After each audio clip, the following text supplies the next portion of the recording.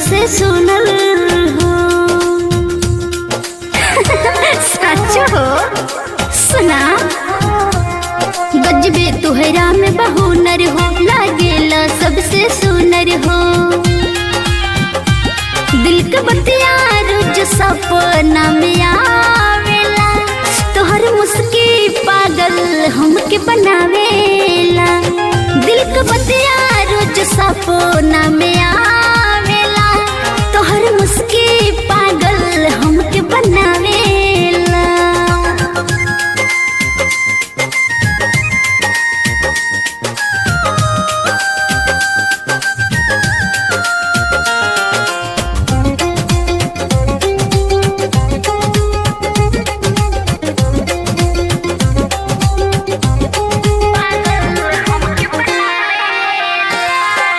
पहिला मिलनवा में तू जादू कैला हो, हमरा दिलवा पो तू काबू पैला हो।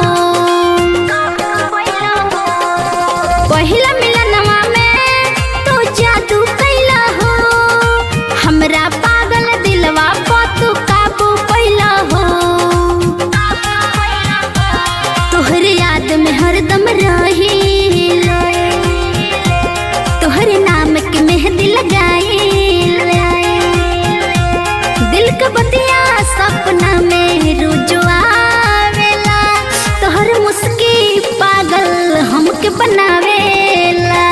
दिल के बतिया सपना में रोज आवेला, तोहर मुस्की पागल हमके बनावेला।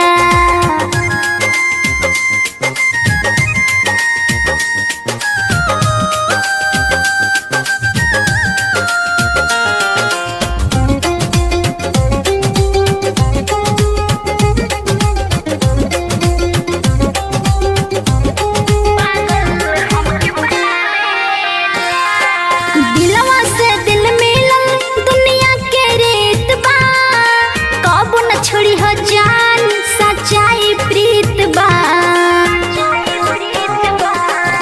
दिलवा से दिल मिलल दुनिया के रीत बा, कबो न छोड़ी हो जान सच्चाई प्रीत बा।